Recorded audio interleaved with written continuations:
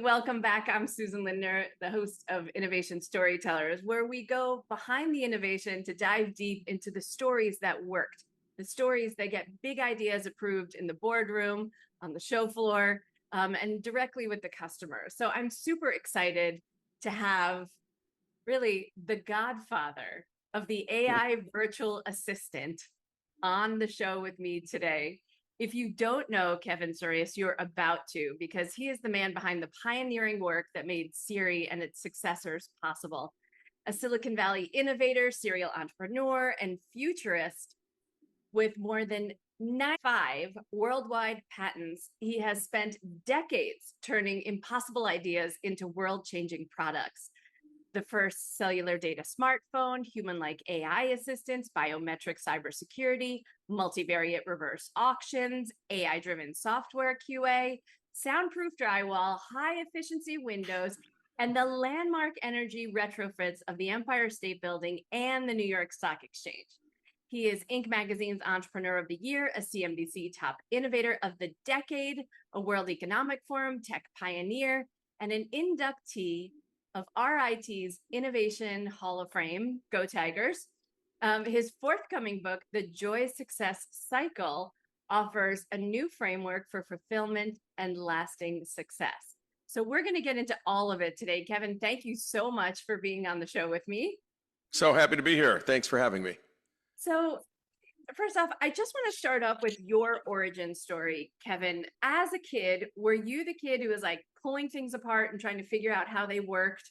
Like, where did the innovation in you emerge from? Where did you first recognize it?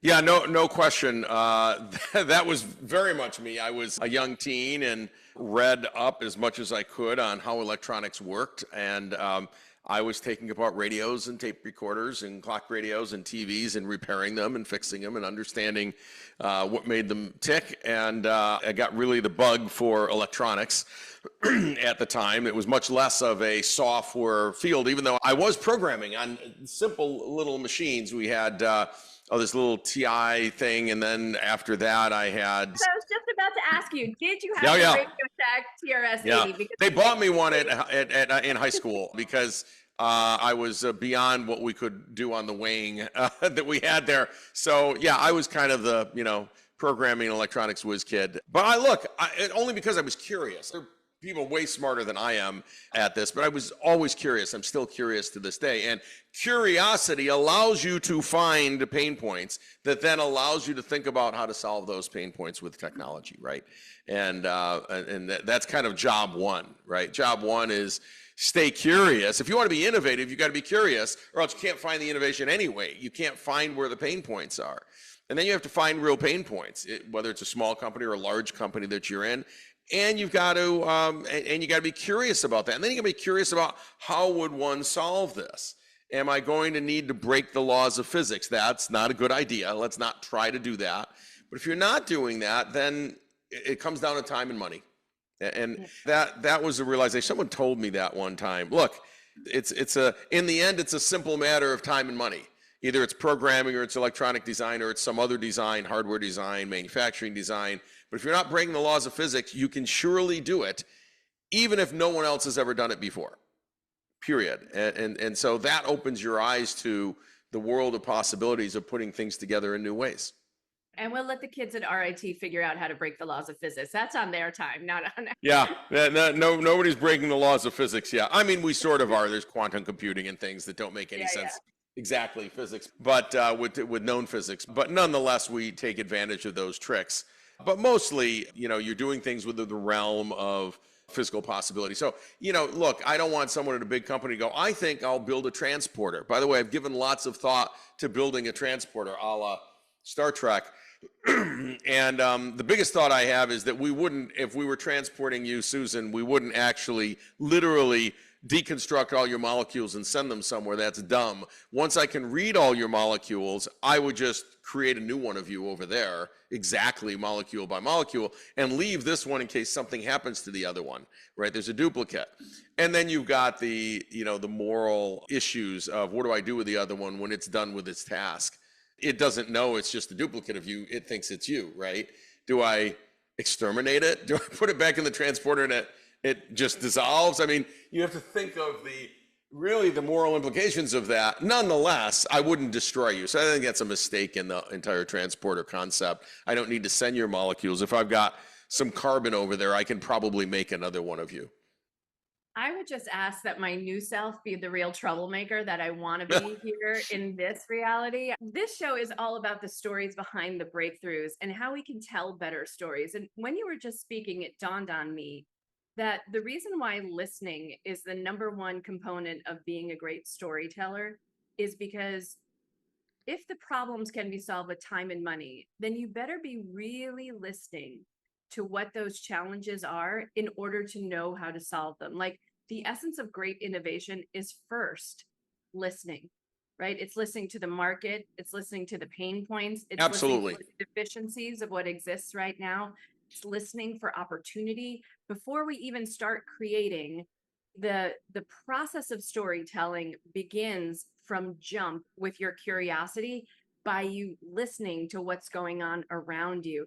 So thinking about the listening that you had to do to really find the opportunities around technologies like Siri and Alexa, what were you listening for? What was the signal and the noise that you were seeing that led to the building of this amazing technology? Job one is listen to the customer pain points, right? The internet just arrived, PCs on the desktop were there, and we were getting email, and we had contacts and calendar and all the stocks and all these things. And yet when you left your desktop at work, you had nothing. Once you left, you were in the car, you had no access, etc. So we said, could we model after my exact assistant, Kathleen, because that's what I used. I had an assistant, but most people didn't. And so that's how we came up with the virtual assistant. And then we put it out there in alpha and beta and listened to customer. We had 3.5 million users on the thing. People just, they were in awe. They could not believe that I was talking to, her name was Mary, and Mary would talk to you like Siri does today. And she would answer your phone for you. She does things that even Siri and Alexa can't do. She would answer your phone. She'd book people on your calendar if you were in the contact database. She'd answer the phone and say, "Oh, hi, Susan. I recognize your number. How can I help you?" "Well, I'm calling for Kevin." "Well, he's not available right now." "Well, can I get on his calendar?" "Of course." "How much time would you like and when would you like it?" Like all of that interaction was there. And we had to invent post-training. We were the first people to do that. So all kinds of patents around this, right? But again, we listened to the customers. And then, the flip side is this a public company with hundreds of people, right? It's not thousands, but hundreds. Of course, I come back with this great idea that says, let's make one virtually. And everyone throws up reasons why you can't do that. Nobody's ever done it. That's always the first thing people come back with, including in large companies. Well, nobody's ever done this. If it was possible, someone would have done it. Well, everything's possible. It was possible to go to the moon. It doesn't mean, eventually someone had to do it, right? So this is fascinating. And it turned out that lots of people said, don't do it, can't do it, won't work. But we had to go build our own hardware, we had to build our own operations center. We had to put generators and backup in there. We had to put chillers in, all the things that you would do in a data center today because there were no cloud. And we did do it. It cost $100 million to build the product and launch it. And we did that successfully, and it was mind-blowing. At this point, no one had ever talked to a computer except through, some computer language at the time, right? And to talk to it in English and basically actually communicate in natural language over the phone is what it was. It wasn't through computers on the phone. It was meant as a phone thing. Was the first time I did that on stage, people went, "What?" And I had her dial the White House. I had her dial, on stage. And she goes, "Of course, Kevin, I'll dial up the White House right now." You go, how can this be? And things you might take a little more for granted today were pretty mind-blowing in 1998, right? The conversation I have with so many entrepreneurs is just let me show them the product. I don't need to do a lot of talking. The product will do the talking for me. And I'm curious, as someone who's been through the 95 patent process, that's a writing exercise just as much as it is a show exercise. It is. Talk a little bit about the story that finally got people to invest $100 million in this, who might have been true skeptics at the beginning, the impossible people. What was that storytelling like? Great question. Obviously, we couldn't show anyone the product at first because you needed $100 million to build it. Look, people have to believe that you can overcome the technology barriers, but I've done that my whole career. So usually if I approach people and say, here's what we're going to build, this is what it's going to cost, they go, well, you built all these other things and they all work. You didn't make money every time, but they all work. Maybe they were too early in the marketplace or too late. Some of them hit right on, but they worked.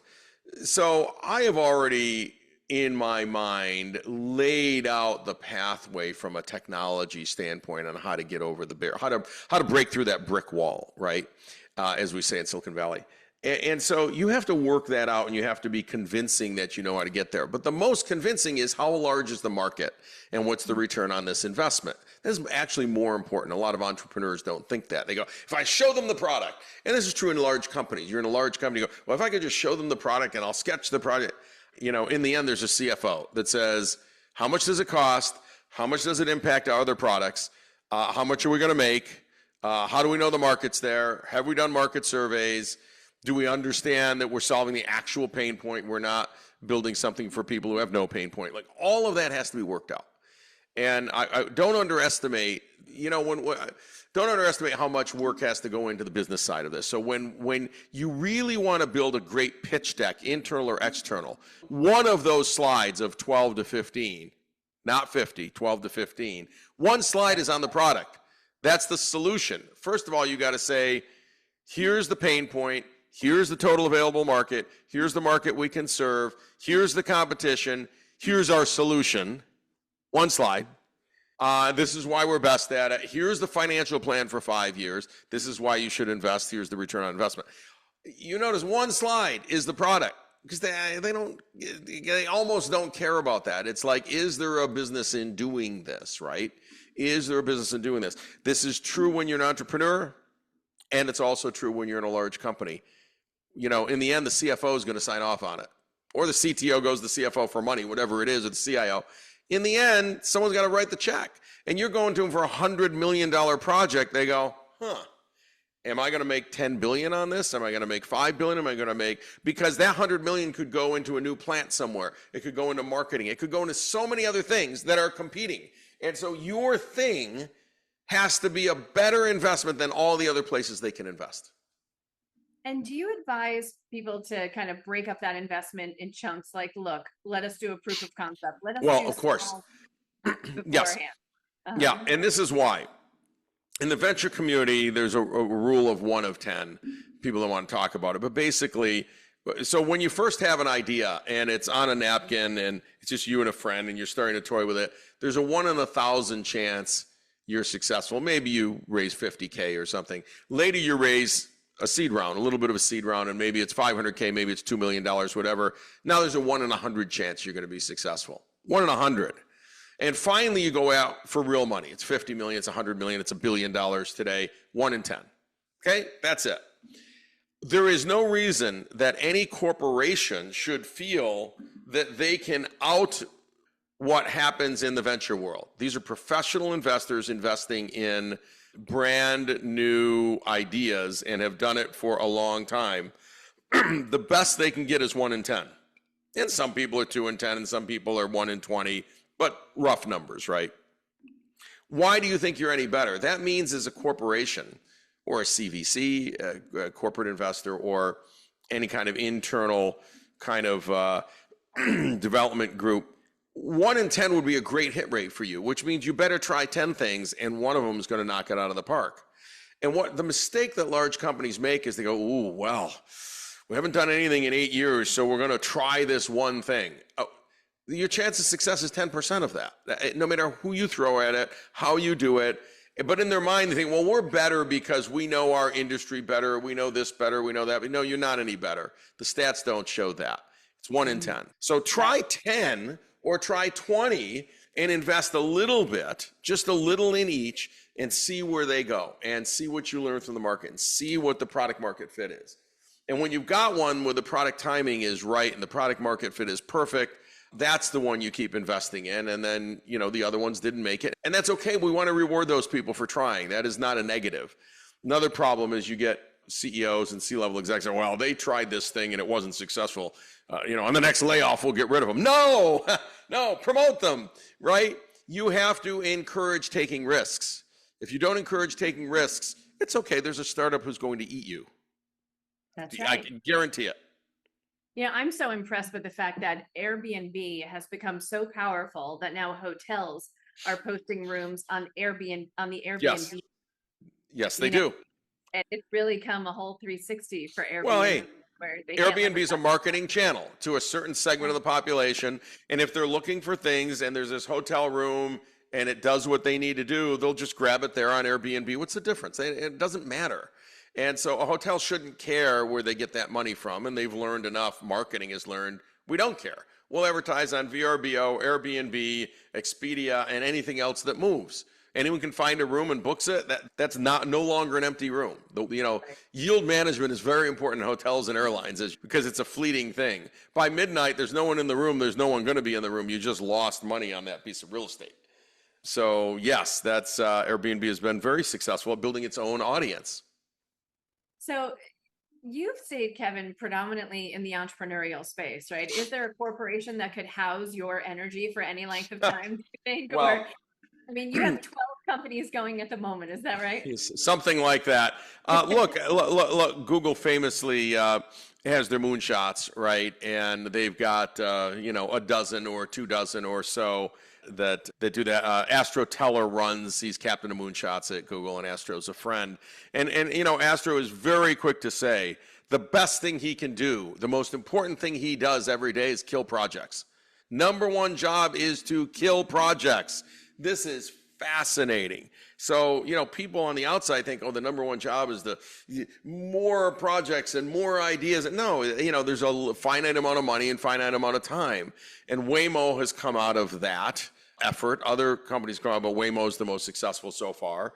But all of these moonshot projects are literal moonshots. Like the chance of success may be 1 in 50, but the one will be worth $1 trillion. So, you do some moonshots, and he's great at killing things that, that doesn't look like the numbers are going to work out, even if the technology works. And famously, they've had things where the technology works, and they go, but there's no market here, or the product market fit isn't right, the market timing isn't right, or there's, they were going to do internet from balloons. SpaceX figured out a better way. Yeah, and they were going to do social media too. They were going to have all the connections ready, right? Right. To go up against Facebook and Twitter back in the day. Right. And they tried. That didn't work out. The balloon right? Project Loom, I think it was the balloon project. By the way, the balloon project works. You can put internet transceivers up on balloons, but it turns out once you got the cost of launch down to where you could do 1,000 satellites or a few hundred satellites at once on a SpaceX rocket, all of a sudden it was a much better play, actually, just to put thousands of satellites up. But, 20 years ago, the idea of thousands of satellites seemed insane. And now in low Earth orbit, that seems quite reasonable, and it works. And now all the airplanes are going to that. And, it turns out it's a multi-billion-dollar business that Elon did, and it was actually a pretty brilliant idea. And so it superseded and obsoleted the idea of let's float balloons for internet access. That no longer made any sense, and it had to be killed. So Astro kills a lot of projects. He's a brilliant leader, and his number one job is to kill things. Let's shift to the book that you've just written, all about joy. Mm-hmm.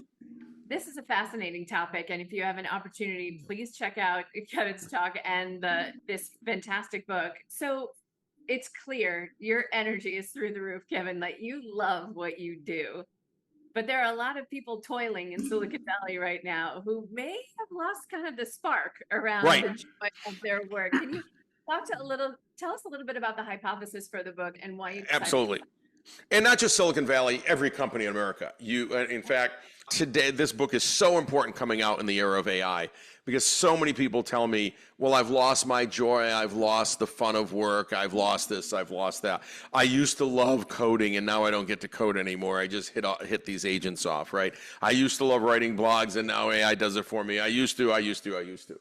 So this book says that if you want to be the most successful you can be, it starts with joy, not the other way around. So you don't get successful, and then I've got all this joy. You have joy every task that you do, and that leads to success, which leads to more joy, which leads to more success. So that's the joy success cycle. And this is a methodology, and we teach a method that will give you joy in your existing job and your existing life. And this is really important. Gives you joy in your existing job and your existing life. And that means every task, every day, all the way through the day. This is really critical. And so when you learn to, clearly this is how I live. So it's a methodology to do what I do. When you do it, your mind is much more open to find those pain points out there, to then be innovative to solve them, and have disruptive innovation to solve them that will disrupt multiple markets, right? Which I've gotten lucky enough to do many times, from soundproof drywall to higher value windows to auctions to obviously the virtual assistant and smartphones and all of that. And the core of the book came from people asking me, why are you like this? And I had to start to write it down. And my friend Goldie Hawn, what's wrong with you? I'm Abby Normal. Abby Normal. So the foreword of the book is by Goldie Hawn, the actress. And Goldie is a friend, and she's one of the people who asked me one day, why is it that you and I have high dopamine? Like, I don't find that many people like that. And I started looking into that, and probably don't necessarily wake up with higher dopamine than anyone else. But somehow we are creating these sort of dopamine hits. And then I go, how am I doing that? Why am I doing it and the people around me aren't doing this? And why does that give me a leg up? Turns out it gives you an incredible leg up. And this isn't about ha-ha, rah-rah happiness. It's about, wow, follow me on this. I actually have to fire someone today, and there's joy in that task. And you go, that's morbid, or macabre, or what's wrong with you? No, there's nothing wrong with me. Let me tell you why there's joy in that task. First of all, they're clearly not working out for the company. Or else I wouldn't be firing them in this case. And the second thing is, trust me, they know it's not working for them either. They know they're over their skis. They know there's something wrong. I've rarely had to let someone go and they go, my God, I thought I was doing an amazing job. No. They knew by then. They had been written up 3 or more times. They knew that there was a mismatch here. And by the way, they might have done a great job for the last 10 years, but where we're going, their skill set is not taking us there, right? What got us here won't get us there. So why is this a joy moment? It's a joy moment because, 1, it's good for the company. 2, it's actually good for them, even though they won't realize it when you're talking to them. Because 3 months from now, they'll have a different job, and it will be better for them, and it will be a better match. It's okay. And this always ends up to be the case. And I know we have this idea that, oh my God, I needed that job, and I'm never going to get another job. Yeah, you will get something somewhere. It may not be the same job, it may not be the same set of tasks. It might be a better match for you. It could be less money, but you might be much happier doing it. So you can't stay in a situation where they don't like you and you don't like them. It's just not going to work, right? It doesn't work. And why would you do it? Don't do that. Please go do something else. So we talk about the joy killers. And by the way, a job that's a mismatch is a joy killer. A relative that you can't stand talking to ever is a joy killer. You may have to bless them out of your life. There's all kinds of joy killers. And then there's joy boosters, right? One of the things we talk about a lot is complaints, internal and external. And we as humans naturally gravitate to complain about everything. We complain about the internet. We complain about our workout yesterday. We complain about the food. We complain about the coffee not strong enough or too strong. We actually, when you think about it, we complain as humans about most everything. Every time you complain, you're knocking yourself down further away from your maximum success that day, that week, that month. Every time you complain. And the average American complains internally and externally, right? Up to 100 times a day. 100. And I encourage you to count it. It starts when you get out of bed. Oh, my back hurts. So here's the interesting thing. We have a rule called the 1 complaint a day rule. You can pick your complaint, but you only get 1. So choose wisely. Because if you get out of bed and you go, oh, my knees hurt, you've used up your complaint for the day. And so this is a way to gamify that and get people starting to think, I actually can no longer allow. There's no gain in me complaining, certainly to myself, and there's actually no gain in me complaining to anyone else. They don't want to hear it. And if I complain to myself, I'm knocking myself down and I'm losing what we call our positive quotient, which is I want to be at a 10 all day. I don't want to be at a 0. And I can put myself at a 0. And then I spend all my energy doing what? Digging myself out of that. By the end of the day, maybe I dug myself out, but it's the end of the day. Now, how am I going to be successful? I need to be a 10 all day.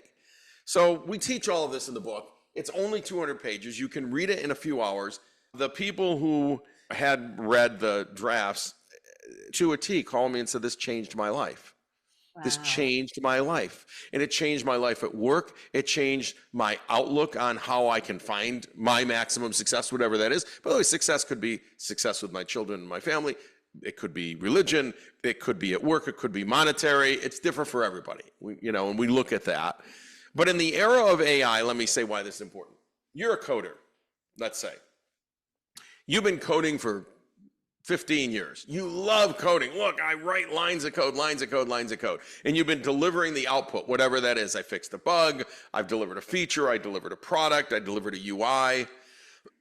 Here's the truth. Do you think that anyone ever cared how you did the work? They cared about the outcome. That's right. They cared about the output. And over the years, our coding tools got better. Syntax could be automatically corrected. We had all kinds of code checkers. We had automated unit tests. We have all kinds of things, right? And now we have AI where, in fact, we no longer have to write code in C++ or Python or Rust. It writes it for us. And it writes so many lines so fast that I'm probably not even going to read or check the code anymore. It always gets the syntax right, and it rarely makes errors. And if it does, I can have it correct it, okay?